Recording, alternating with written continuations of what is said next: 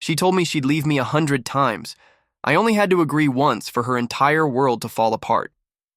For 3 years, I kept nodding my head and saying, "Okay, I understand." Whenever Lorena raised her voice, said she was done, said we were over. And every time, a few hours later, she'd come back, pretending like nothing happened. She'd bring me food, ask if I'd eaten, laugh like she hadn't just threatened to walk out the door. At first, I thought it was just emotion, a way to cool off, a way to test if I'd chase her. I did. I always did. She broke up with me after I forgot to reply to her goodnight message. She broke up with me because I smiled too long at a waitress. She broke up with me for getting a cheaper brand of detergent. She broke up with me because I didn't post our anniversary on social media. 100 breakups in 3 years, 100 threats, 100 "I'm done with you," and 100 times I took her back. I told myself love was patience, that real men don't give up when things get hard, that she was just insecure and maybe, just maybe, my staying through the storms would make her feel safe enough to stop. But I was wrong. Every time she said, "I want to leave," a small piece of me believed her. And every time she came back, like nothing happened, a small piece of me disappeared, until one day there was nothing left to disappear. No anger, no begging, no sadness. Just silence. She stood in front of me that day, hands on her hips, eyes narrowed, waiting for my usual, "No, Lorena, let's not do this." But I didn't say it. I just nodded and said, "Okay." And in that moment, everything broke. Not for me, but for her. Because for the first time, I didn't run after her. And for the first time, she realized what it really meant to lose me. The first time I met Lorena, she was standing at the end of a bookstore aisle reading the last page of a novel before deciding whether to buy it. That irritated me. Not because she was skipping to the end, but because I was planning to read that same book next. I remember saying, half-jokingly, "You just spoiled the ending for both of us." She looked up at me, blinked twice, and said, "If the ending's not worth spoiling, it's not worth reading." I should have known then. She had this way of turning ordinary sentences into warnings I didn't understand until much later. But back then, I was just captivated. Her voice had this sharp softness, like a piano key hit too hard. She was beautiful, effortlessly so. Black hair always tied up like she didn't care, but not a single strand ever out of place. Her eyes, almond-shaped, a little sleepy, like she was tired of everything but somehow still paying attention to me. We started dating 2 weeks after that. The beginning was almost perfect. She liked old movies. I liked making fun of them. She liked late-night walks. I liked the silence that came with them. We filled the spaces in each other's lives like puzzle pieces that didn't quite fit, but we forced them in anyway, because we wanted to believe they did. She was clingy, but in the kind of way that made you feel needed.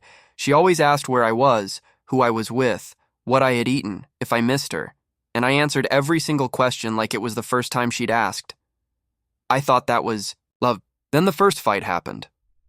I forgot to answer her goodnight message. It was 2 a.m. when she called me, crying, not angry, crying, telling me I didn't care. That if I really loved her, I'd never ignore her, not even for a second. I apologized, again and again. Even though I was half asleep and had a fever that night, she said she needed space. The next morning, she came back with breakfast. No explanation. Just a smile and eat while it's warm. That was the beginning of our pattern. Every disagreement ended in a breakup. Every breakup ended in silence. And every silence ended with her pretending like the breakup never happened. She'd block me for hours, then unblock me like nothing was wrong. She'd post sad quotes, turn her status to single, and the next day call me and say, "Let's go out. I want ice cream." I went along with it, not because I was weak, but because I was in love. And when you love someone like that, you find yourself choosing peace over pride, quiet over confrontation, again and again, until you forget what your voice even sounded like before them. I didn't talk to my friends about her much, not because I was hiding her, but because I knew how it would sound out loud, that she threatened to leave every time we fought, That she once made me sleep outside because I didn't answer a video call fast enough. That she told me I was lucky she even stayed. It was only after the third or fourth breakup that I realized something. She wasn't scared of losing me. She just wanted to feel powerful, to know that I would stay no matter how many times she pushed me away. And I did. Every time, because I kept believing that love required endurance, that patience was proof, that the more I stayed, the more she'd trust me not to leave. But all it really did was teach her how far she could go before I'd finally break. There were good days too, and that made it harder. Days where she'd rest her head on my shoulder and say, "You're all I've got, James." Nights where she'd cry in my arms, telling me her fears, her childhood wounds, the way her dad left when she was 10. I listened. I held her. I believed I could heal her just by loving her harder. But love doesn't cure control. It just gives it a willing target, and I became that target. 3 years, over 100 breakups, over 100 makeups, the cycle spinning like a record that never changes songs. Until one day, I woke up, made her coffee like I always did, sat across from her, and she looked at me with that same cold gaze and said, "I don't think this is working. Maybe we should break up." I stared at her for a long time, not angry, not even hurt, just tired. And I nodded. That was it. That was the first time I didn't fight for her. Didn't ask, "Can we talk about this?" Didn't say, "Don't go." Just nodded. And in that single second, something in her face cracked. Not visibly, but I saw it. She looked at me like she didn't recognize me anymore, like I'd disappeared in front of her. Because for the first time in 3 years, she realized the man who had stayed was finally gone. It wasn't immediate. She didn't call me that night, didn't text me the next morning. For the first time, there was no doorbell ring, no bag of food on the table, no "let's not fight anymore" message. Just silence. And that silence, it didn't feel peaceful. It felt like someone had pulled the thread holding everything together, and now the whole thing was unraveling. 2 days passed. Then 3. On the 4th day, she posted a photo. Her smile looked forced. Her caption said, "Back to being me." I stared at the picture for a long time. She was with someone. Ronald. I recognized him. An old classmate of hers. Someone she said was just a friend. The same guy whose name she used to drop during fights, like a threat she never had to speak aloud. She once said, "Ronald would treat me better," then laughed like it was a joke. I laughed with her, but it never left my mind. Now there he was, next to her in the picture, holding a coffee cup with her lipstick on it.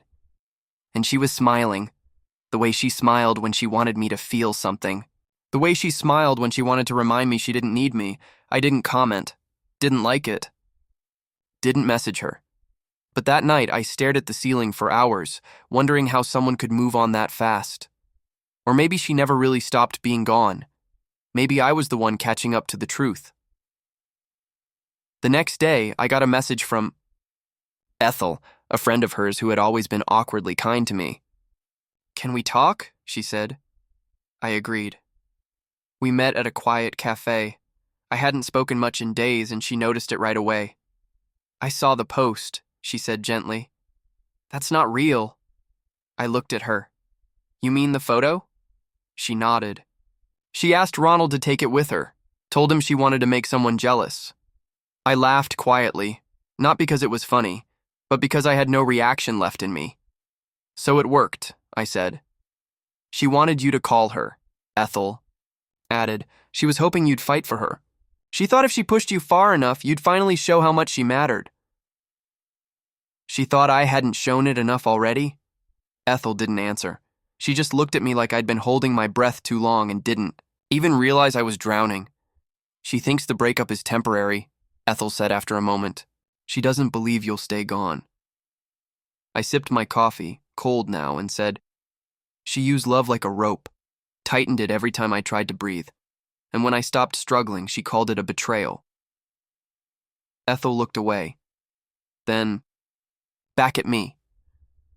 She doesn't know what to do without you. That's not my fault. I didn't say it with anger, just honesty. Just the kind of honesty that only comes when you've emptied every last excuse you used to defend someone. But even after hearing all that, some part of me still remembered the good. How she used to fall asleep holding my arm. How she cried when I surprised her with a handmade scrapbook. How she whispered, "Don't leave me," in her sleep, even on nights she threatened to walk away when she was awake. It's strange how love can be real and damaging at the same time. How two people can mean everything to each other and still be poison when put together. The next evening, she messaged me. "Hey." I stared at that word for 10 full minutes before replying. "Yeah? You okay?" "I am." Typing. Then nothing. Then typing again. "I miss you." I didn't respond. 3 minutes passed. Another message. "Do you miss me?" I stared at that one longer. I thought about all the times I stood outside her apartment after she told me to leave, just hoping she'd open the door again. I thought about the voicemails I left, the ones where my voice cracked from holding back everything I wasn't allowed to feel. I thought about the nights I sat alone, blaming myself for being too cold, too distant, too logical, too wrong, even when I wasn't. And now she was asking if I missed her. I typed slowly. "I miss who I thought you were." And then I turned off my phone. I knew that message would shatter her, but it wasn't revenge. It was closure. Because in her world, breakups were pauses, not ends. She used them like reset buttons, thinking I'd always come back after she pressed them, but what she never realized was that every time she pushed me away, I took one more step backward, and when the distance finally became too wide to cross, I didn't try anymore. She never thought I'd leave. She thought I was just angry, that I'd cool down, that I'd come back, but this time, I didn't need to, because I had finally understood. Loving her wasn't healing either of us. It was slowly destroying me. I thought walking away would bring peace. That once I got out of that loop of breakups and makeups, my heart would finally breathe. But the silence after her was loud, deafening in ways I didn't expect. Every little thing reminded me of her. The scent of citrus hand soap in the bathroom. The sound my phone made at 2 a.m. when she used to message, "Are you asleep?" Even the cold side of the bed felt personal, like it was accusing me of letting something go that I once swore I'd protect. But I didn't reach out. I couldn't. Not after everything. Not after how easily she could say goodbye and how carelessly. She expected me to say hello again. There were moments I hated myself for missing her. Moments I'd sit on the balcony with my head in my hands, asking myself why I still remembered the sound of her laugh more than I remembered my own.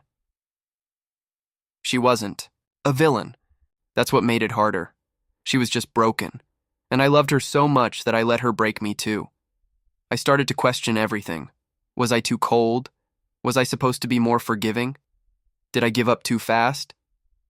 But then I'd remember. The night she threatened to walk out because I didn't like her new haircut. The day she screamed at me in public because I forgot her friend's birthday. The week she ghosted me because I didn't cry during a movie. I never asked for perfect. Just stable. Just safe. But with her, love was a battlefield. And the war never ended. Some nights I dreamed about her. Sometimes we were back in that bookstore where we met.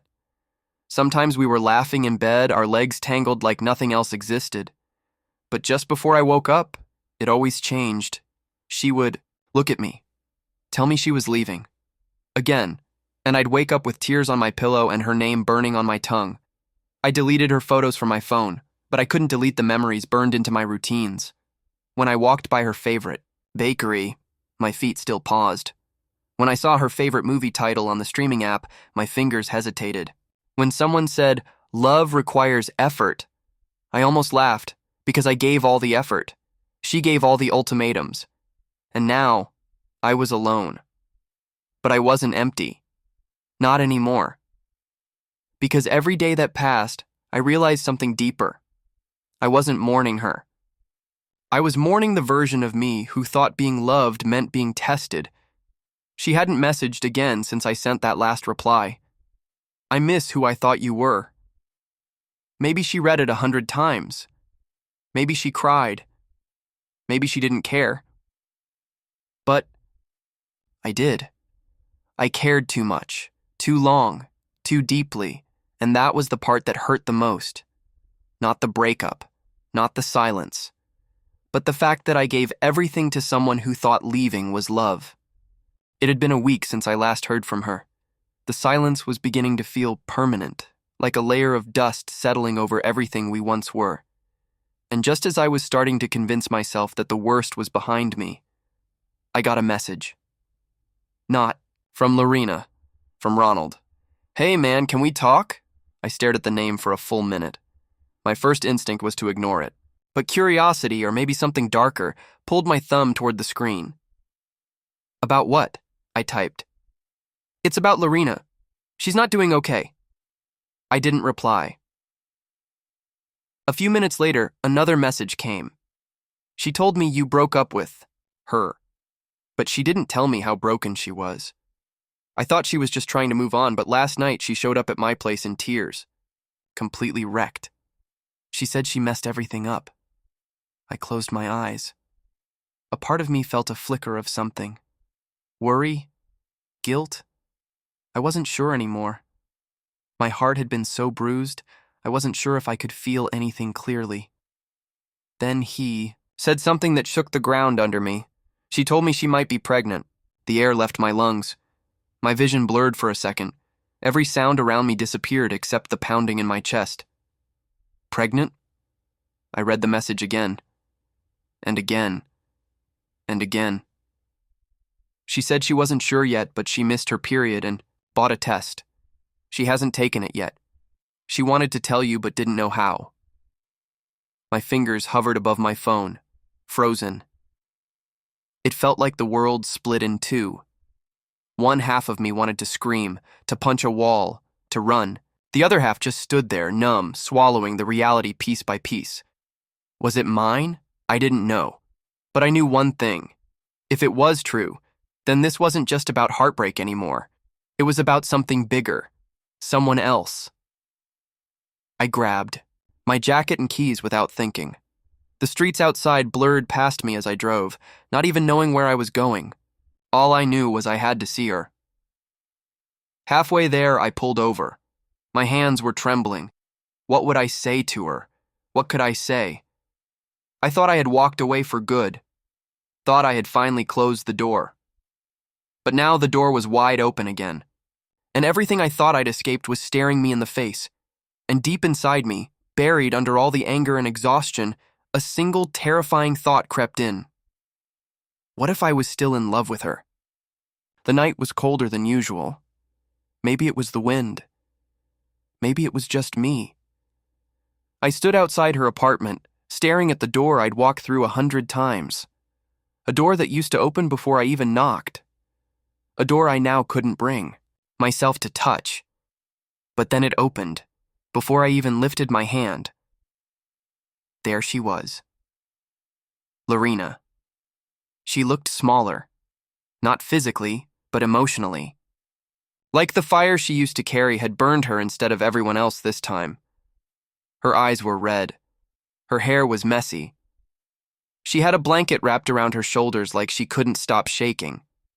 We just stood there for a few seconds, breathing, the same cold air. Finally, she stepped aside without saying a word. I walked in.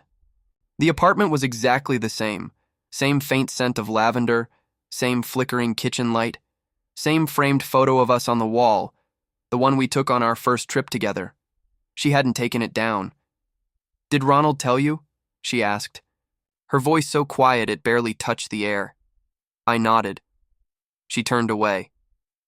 I haven't taken the test yet, she said. I bought it, but I kept staring at it and I couldn't do it. I was scared. Still am. I leaned against the edge of the couch staring at the coffee table, the same one I once cleaned blood off of when she dropped a glass during a fight. Funny what you remember in moments like this. Why didn't you tell me yourself? I asked. She bit her bottom lip. Her hands trembled slightly as she held the blanket tighter. "Because I thought you hated me," she said. I sighed. "Lorena, if I hated you, I would have been gone a long time ago." "But you are gone," she whispered. There was a pause, and then she broke. "I didn't think you'd ever leave. Not really. You always came back, no matter what I said, no matter how cruel I got.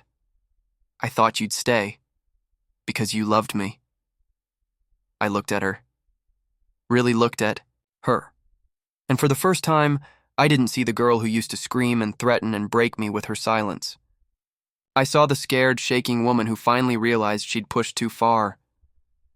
"You thought love meant testing someone until they cracked," I said. "And then when I finally cracked, you were surprised."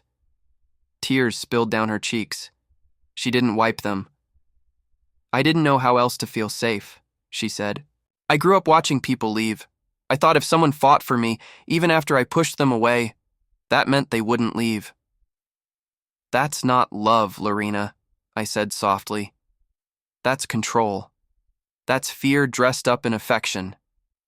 "No," she said, her voice breaking. "I know that now." I didn't speak. I couldn't. My throat felt like it was wrapped in wire. "I thought breaking up with you made me powerful," she continued. "Like I had a say in something, like I could stop people from hurting me first. But I was wrong. Every time I said goodbye, I was hoping you'd say no. Every time I slammed the door, I wanted to hear you knock." I clenched my fists. "You didn't want love. You wanted proof." She stepped closer. "And you gave it to me. Again and again. You gave me everything. I just didn't know what to do with it." Silence fell again. Heavy. Unbearable. Then she whispered, "Do you hate me?" I shook my head slowly. "No, but I don't trust you anymore, and I don't think I can love someone I don't trust." Her face crumpled and she took a shaky breath. "Even if I'm pregnant?" That sentence hit the room like an explosion. Not because it was new, but because hearing her say it made it real. I looked at her belly, flat and uncertain, and then back to her eyes. "I don't know," I said honestly. "But I'll take responsibility. I won't abandon you, or the child. If it's mine, I'll be there. You have my word." She nodded, tears falling freely now. "But that doesn't mean—" "I'm coming back," I added. "I know," she said. I didn't want to face this alone." "You never were alone, Lorena," I said. "You just kept pushing away the only person who wanted to stay." She broke into a sob then, collapsing into herself. And for a moment, I wanted to hold her. I wanted to pull her close and tell her everything would be fine. But it wouldn't be. Not yet. Maybe not ever. So I just stood there, watching her cry for the relationship she had destroyed with her own hands. Crying for the version of us that could have been something beautiful if she had chosen love instead of fear. After a long while, I said, "You need to take the test, and you need to see a doctor. I'll help you through that, one step at a time." But that's where it stops. She looked up at me, eyes red, makeup smudged. "You don't love me anymore?" I didn't answer right away. I searched every inch of myself for that feeling. "I love who you were sometimes," I said. "And sometimes I loved who I thought you could become. But the girl I gave my heart to died a long time ago, maybe before I even noticed." She didn't respond. I turned to leave, my heart heavy, my mind spinning. But as I reached the door, she said one last thing. One thing that stayed with me long after I was gone. "I think I finally understand what love means now. I just learned too late." I paused, my hand on the doorknob. "You didn't learn too late," I said. "You just learned after you lost. The one person who never wanted to teach you with pain." And then I walked away. This time, for real. With no drama. No yelling. No promises. Just the quiet sound of something finally ending. Weeks passed. I didn't check her profile. Didn't respond to her messages. Didn't ask mutual friends about her. I chose silence, not as punishment, but as peace.